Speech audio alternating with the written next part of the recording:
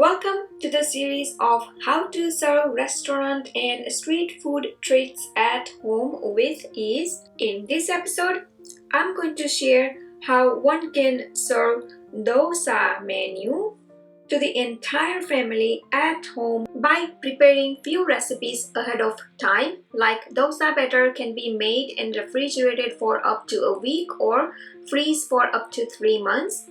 Prepare sambar in a big batch and freeze for later use. If you struggle with space in the freezer, then concentrated sambar can be prepared and freeze. So, if you have few recipes ready, you can easily put the whole dosa menu together without getting tired. I absolutely enjoy serving variety of dosas to my family at least once a week, and sometimes it happens about 2 to 3 times a week as well. And I'm sure after watching this video, you will skip trips to the restaurant just to eat dosas, as this dosa recipe is much better than the restaurants. Look at this one. Hope you can hear. And look at this. Namaste! Welcome to Bhavna's Kitchen. Today I'm making dosa. So let me show you how to prepare the basic batter for dosa first. To prepare the dosa batter, here I have the ingredients. Long grain rice, I'm taking 1.5 cups, basically 1.5 cups of long grain rice. Half cup of urad dal. Quarter cup of chana dal or tur dal can be used, but I'm taking mix of chana dal and tur dal. A teaspoon of fenugreek seeds, methi dana. And here I have thick poha, beaten rice. If you don't have poha, you can use cooked rice. Poha takes 10 to 15 minutes only to get soft, so I will be soaking poha prior to making dosa batter. Mix everything and wash really well until water runs clear. So here I have washed everything really well. Cover and let it soak for at least 4 to 6 hours or an overnight. It's been more than 8 hours. Rice and lentils have been soaking and they have become soft, swollen as you can see. Drain out water and now use fresh water as needed to grind rice and lentils. But before you start grinding, be sure to remember poha. Here I have half cup of thick poha. Wash really well and soak for about 15 minutes, or you can use cooked rice. Wash and soak with just a little amount of water. In about 15 minutes, poha will get soft like this and fluffy. Mix with other ingredients and now ready to grind. Many of you have been asking what do I use to grind dosa batter. Here I have this Ninja blender, and since the other cups don't work, I have to use the single serving cup for Ninja to grind dosa batter to a smooth paste, and I use then a single serve function. There are some in the market. Before I used to use Magic Bullet. So there are only a few of them that works really well for dosa batter. And by chance, if the dosa batter stays a little on the coarse side, that's fine too. They still work. They will still make crispy dosa. But I prefer to have a smooth batter. Into the blender cup, add soaked ingredients. Water as needed. Do not add too much of water. And grind to a smooth paste. Take out the batter into the bowl. Look at how smooth it is. Not too smooth, but good enough to prepare crispy dosa. So I'm going to grind remaining ingredients. Now at this time I add only sugar. Here I have less than teaspoon of sugar. Sugar helps to ferment the batter really well, so you can add or you can leave it out, but do not add salt until the batter is well fermented. I usually add salt before making dosa. Give it a good mix, and this is how the batter is. Not too thick, not too thin, just perfect. Cover and let it ferment for about 6 to 8 hours or an overnight. Preparing dosa batter is very simple and easy, but it requires a little bit of pre-planning. For preparing the traditional batter, you have to start processing few hours ahead. It takes about 4 to 6 hours to soak the rice and lentils, then grind to a smooth paste, and then again allow it to ferment for another 6 to 8 hours. Now that once I have the dosa batter ready, I use my oven to keep the batter. It is not necessary to turn on the oven. Sometimes I turn on the light in the oven to speed up the process of fermentation. It may not help a lot, but it does help a little bit. Basically, the key is to keep the batter in a warm area of the house. The batter has been fermenting for more than 8 hours, and as you can see, the look of it shows me that it is well fermented batter. Now when ready to make dosas, add salt, namak, as per your taste. The batter is very light and fluffy, perfect to make yummy crispy dosas. Look at it. The bubbles in the batter also suggest that it is well fermented batter. Look at this. And now ready to prepare dosas. Once you have the basic batter ready, you can refrigerate for up to a week or freeze for up to 3 months. Later in this video, I'll be sharing a lot of tips and tricks to make perfect restaurant style dosa at home. The batter stays really well into the refrigerator for up to a week or even 2 weeks, but I usually prefer to finish in about a week. Now here I usually store into the container like this. You can basically use any kind of a container, but make sure that your container is not full, because sometimes what happens is that the batter keeps on fermenting even in the refrigerator, and you don't want that to be overflowed in your refrigerator. So I always use the bigger container than I need. I mean, right now you can see that I just have a batter up till here, but I have used this big container. Now, I mean, the batter was up till here, but I used some of the batter today. So I always prefer to have at least this amount of space into the container, just to be on a safe side. So I think I shared almost all the tips. I mean, you can always visit my website for many other tips and tricks in the kitchen. Next comes stuffing. Stuffing can be your choice. My kids love cheese dosa, so simply I don't have to prepare any kind of sabjis or stuffing. But for grown-ups, I prepare for spring dosa. Usually I use cabbage, carrot, bell peppers and all that to prepare the stuffing. For masala dosa, potato stuffing is prepared aloo. And when it comes to making the aloo masala stuffing, let me show you my quick version of the aloo masala. Into the pressure cooker. Now you can definitely use the open pot, but I am a huge fan of pressure cooker. A lot of people are afraid to use, and it's reasonable because they are not just safe all the time. But if you just keep on inspecting them and make sure everything is good, and if you use it right way, there is nothing to afraid. But if you are not comfortable, use your electric pressure cooker even for this recipe. Heat up a tablespoon of coconut oil into the pressure cooker pot. I prefer to use coconut oil to enhance the flavor. You can certainly use your choice of cooking oil, but South Indian recipes taste amazing cooked in coconut oil.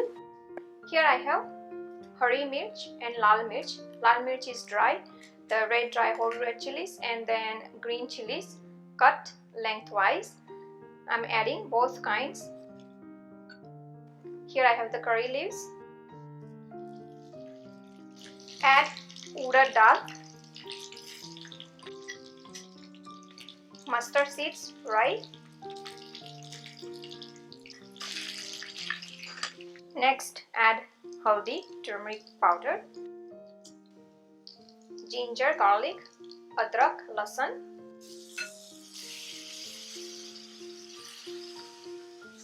pyaz, onion, namak, salt to taste. This sabji is very quick, easy and very tasty, not only for dosa but can easily go with roti, paratha, puris even. Tastes so good. Here I have the tomatoes, potato, aloo, and from the spice box, add red chili powder to taste, ground coriander, cumin, dhania, jeera powder. Give everything a really good stir.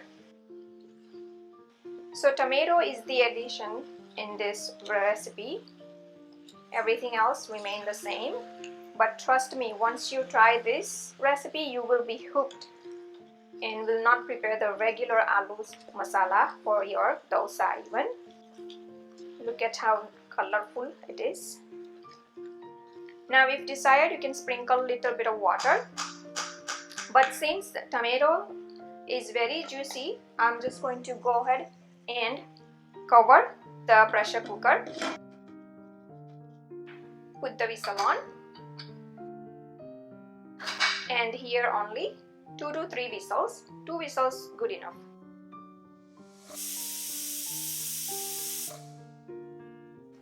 Alright, I heard 2 whistles and allow the pressure cooker to cool down naturally. If you hear 3 whistles, you can open the cooker immediately by releasing the pressure manually. And look at the sabji, it smells so amazing here. Just stir and mash some of the potatoes. You don't want to make everything kind of a paste, but few chunks of potatoes makes this sabji yummy. We also love this sabji with puris. Alright, this is how I keep. Now garnish with coriander leaves, hara dhania, and the sabji is ready to serve. Look at the yummy looking sabji.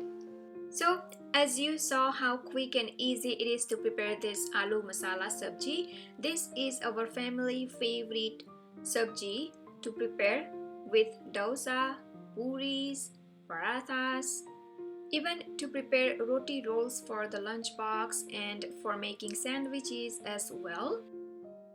You can prepare sambar to go with dosa. To prepare sambar, I keep on changing the variety of dals. Sometimes I use tuvar dal and masoor dal. So here I have half cup of tuvar dal. Chana dal can be used, and here I have half cup of masoor dal. If desired, only one kind of dal can be used, so it's totally your preference. Wash dals until water runs clear, and I always prefer to soak dals few hours, at least 4 hours, to cook faster. When ready to boil the dals, add a pinch of turmeric powder, haldi, and salt to taste. Give it a quick stir and cover with the lid. And I'm going to use pot in pot method to boil the dal. So take the pressure cooker pot, add about a cup of water, place retrieve it and place the pot of dal. This is called pot in pot. Cover the pressure cooker, put the whistle on, and hear about 6 whistles. Let's check the dal. Carefully open the inner pot. Using the electronic hand blender, blend the dal like so. I'm going to add water from the pressure cooker pot to the dal and keep aside. On a medium to high heat, take about a tablespoon of oil. These days, I love to use coconut oil even to prepare the sambar. When the oil is hot, add mustard seeds right. Add dry whole red chilies. Wait until mustard seeds crack. When the mustard seeds starts cracking, take curry leaves, tear them apart roughly and add in. Here I have asafoetida hing, optional. Out of my spice box, I'm going to add turmeric powder, haldi. First add onion and saute onion till slightly brown. Add salt. Now remember, we have added salt in dal as well, so add as needed. When onion looks slightly brown, add tomato. You can add vegetables of your choice. Now cover and let onion and tomato cook. Let's check onion and tomato.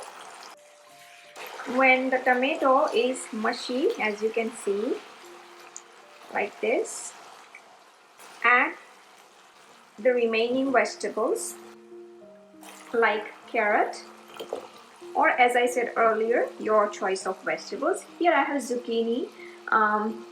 Since I cannot find pumpkin here, so I thought of using zucchini, but pumpkin or eggplant, those other vegetables can be used as well. Drumstick.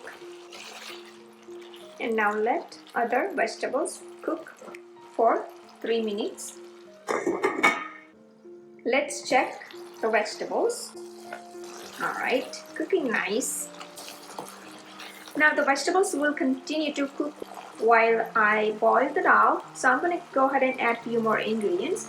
Here I have sambar garam masala, tamarind paste, imli. Smells amazing now. Give it a stir. I'm also going to add mild chili powder. Next, ready to add boiled tur and masoor dal.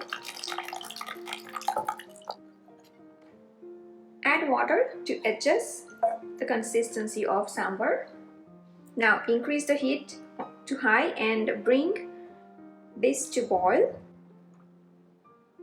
The sambar is looking great already and the aroma is wonderful here. Cover half open to bring it to rapid boil, but stay by the stove and keep an eye on it. Let's check. As you can see, it's coming to the boil almost.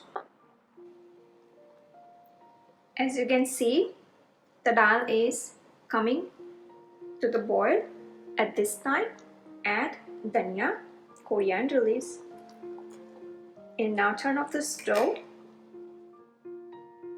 And the sambar is ready to serve.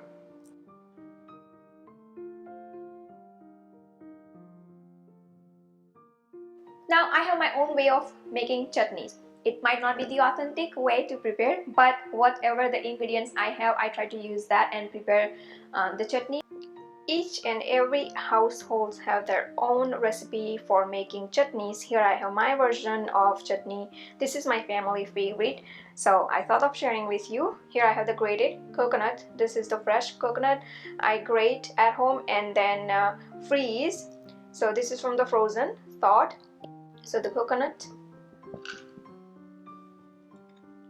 Here I have roasted dalia, chana basically roasted. Salt as per your taste, adrak, lasan, hari mirch, ginger, garlic and green chili. Here I have yogurt. Now if you don't want to use yogurt, it's optional. You can just simply use water. I'm going to use water as well, but I add less water just as needed. But if you leave out yogurt, you will have to add more water to prepare the smooth chutney. And here I have curry leaves, mitho limro and hara dhania, coriander leaves and curry leaves. So I'm just going to tear apart the curry leaves and hara dhania, add water, put the lid on and blend. And the chutney is ready. I already made some mess here. Look at this. If desired, you can pour the tadka on the top, but for this chutney I just keep as it is. Now when ready to prepare dosa, heat up the tawa on a high heat in the beginning, and once you start making dosa, you can keep the temperature between medium to high in order to cook dosa properly. And I would say practice makes perfect when it comes to making dosa and even roti or chapatis. So let's get started. When the tawa is nice and hot, sprinkle cold water. As you can see, it sizzles. So wipe it and quickly spread the batter. Using the back of a ladle and very light but evenly smear the batter in circles, spreading it outward as thin as possible. Imagine that you are drawing a spiral beginning with a point at the center of the griddle. Too light a pressure on the ladle will result in thicker dosa, so be sure to apply little pressure while spreading the dosa batter. The biggest dosa. Bring down the temperature on a medium now, and if desired, smear ghee, oil or butter, or you can make without any of this fat even, but I prefer to spread ghee. Just move the pan a little bit around and let dosa cook. The first dosa I'm just going to make without any stuffing. I mean, you can serve the stuffing on the side as well, but I'm just going to show you plain first. When you see the brown on top, dosa is ready. You can cook on the other side if the dosa is thick, or you can just start spreading your stuffing however you like. Since this dosa is a bit of a thick, I'm going to flip on the other side and look at this. This is the ring that I want to see. When you spread the batter, it depends on how you spread the batter. So I really love the color and everything of this dosa. As you can see, doesn't it look like restaurant style? I would say actually better than restaurant. I usually prefer to make thin and a little smaller dosa, so that way they are like nice and crunchy. When the other side is also a little bit brown, you can just roll dosa. Be very careful, it's hot. And look at this dosa. You can take out into the flat plate like this. Look at this big giant dosa. Or you can prepare the dosa tray like this. Prepare the remaining dosas the same way. Pan is already hot. Sprinkle water, wipe it, and spread the batter. Again, the same procedure.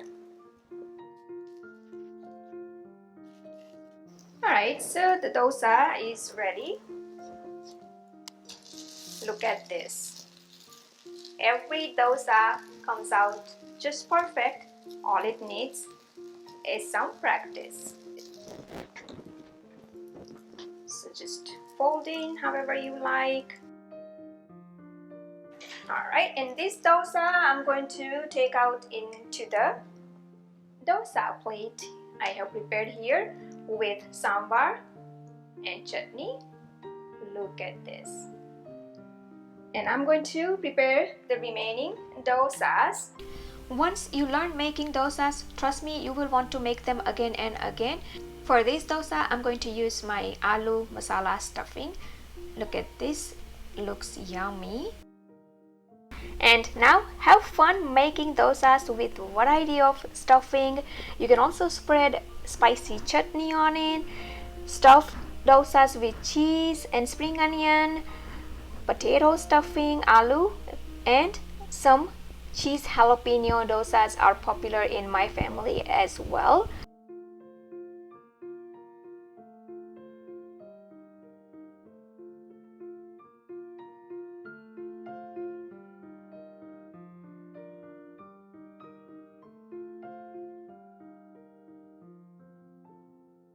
Look at these yummy looking dosas. Don't you think they're better than restaurant? So do try to make at home. If you have any questions, concerns, you can always come and see me on YouTube and ask any questions you have, whatever the problems you are facing while making dosas. I will be more than happy to assist you with anything that I can do from my end. If you make thin dosas, they will be really crispy. Look at this one. Hope you can hear. And look at this.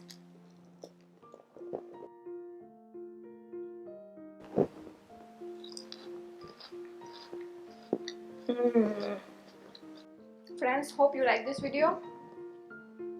It took so much of effort to make this video actually, because I can cook so fast and I can do almost everything fast, but when I have to shoot, it's kind of hard. So for this video, I've been working for months now, you know, one recipe at a time, because dosa actually requires like making aloo masala, chutneys, sambar. So what I normally do these days, I make big batch of sambar, freeze, and so I don't have to at least work on sambar the day I'm making dosas. And as earlier I mentioned, I always keep the dosa batter into the refrigerator. So the batter is already ready, sambar is in freezer. Just make the fresh chutneys, because chutneys I don't like, you know, from the refrigerator or from the frozen. I want to make before serving. But it's up to you. I mean, refrigerated chutneys would be good. So as you can see, it's not that hard. And aloo masala, I prefer to make the day I'm making dosa. I don't like to use the you know, aloo masala from the day ahead or from the refrigerator or freezer. Hope I made it easier for you to prepare restaurant style dosas at home. Making dosa is actually an art. Over the period of times, I have learned by few mistakes. The perfect fermented batter is the key to prepare the perfect dosa texture. The second thing is the tawa, known as basically the non-stick pan. I have this heavy gauge aluminum, you know, chemical-free coated non-stick pan specifically made for dosa. As far as I know, there are like a couple of brands that make, you know, Prestige, Premier. This one is Nirali. I know one more, it's Vinod, I think. So something similar to like these, or whatever non-stick pan you have. But I noticed that the coating actually makes the difference, you know, the way the color and the texture of dosa turns out to be. So I recommend the cast iron, iron kind of a material, the non-stick material. This tawa I have been using for 10 years now. You can imagine, like no chipping, no nothing, works great every time. It has bent a little bit while I was, bringing from India, but other than that, it's been 10 years now, and as you can see, it's still in a great condition. So I would say sometimes, the half of the knowledge is very dangerous. A lot of time I'm making all the recipes in front of you, and most of the recipes works for me.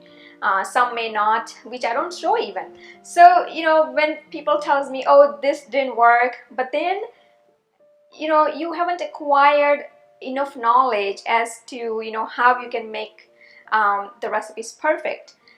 I cook a lot, so I learn through my mistakes and I share whatever I learn with you all. So when you want to make something perfect, be sure to gain enough knowledge about that recipe and how you can make perfect. Before I learn something new, I do a lot of research. Even just for one single recipe, it may take even a week sometimes for me to research everything and gather all the informations, and then I prepare the recipes. So for a perfect making dosa, there are two main things: the batter and the tawa. The third thing I would say is that spreading the batter. That's an art. When I said, preparing dosa is an art, here is where you will learn something. When you want to spread the batter, the temperature of the tawa has to be a little lower. If your tawa is really hot, you can't spread because the batter will just stick in one spot. You want to spread it nicely. So the temperature of the tawa has to be down, and that's the reason, you might have seen a lot of vendors, even on the street, they sprinkle cold water on the tawa, it sizzles, they wipe it down, and then spread the batter. So by that time, the temperature of the tawa is a little lower, so the batter can be spreaded nicely. That's very important. What I normally do, because I make dosa almost every week, yes, these days it's on our like almost every week menu: dosa, idli, uttapam. So what I normally do, I just take the tawa under the sink tap, just pour the cold water, bring it back, wipe it, and spread the batter. So I want to make sure that the temperature of the tawa is nice and not hot. So that's what I do. But if you don't want to keep on running to your sink, keep the cold water and the rag or the kitchen towel or whatever to wipe it quickly. So those are the two things you will need to clean the tawa every time. And now let me tell you, you have to follow that procedure before making every single dosa. A lot of time you would think that's a lot of work, but once you get all these things on your hand, trust me, it's a lot of fun. And I wanted to say, when it comes to batter, is like dosa batter is very versatile. It allows to make dosa, idli, uttapam. I also make the dosa vada. I just make the balls of leftover sabji, the aloo sabji, and then use that batter to dip that balls in and fry. So that's called dosa vada. Tastes amazing. It's like could be a great appetizer. If you have prepared the dosa batter that is not working really well for you, go for that recipe, dosa vada. So I prefer to keep actually the batter in my refrigerator so that I can make variety of recipes for my boys. Even my boys really love dosa anytime, so I keep the batter in the refrigerator. Please do like and comment below, and don't forget to subscribe to my channel for new recipe videos every week. You can visit my website bhavnaskitchen.com for new tips, tricks and ideas in the kitchen. You can follow me on Facebook, Twitter, Instagram. Pinterest. Bhavna's Kitchen is everywhere. You can also download Bhavna's Kitchen apps totally free on your iOS, Android and many other devices. Thanks for watching and see you soon.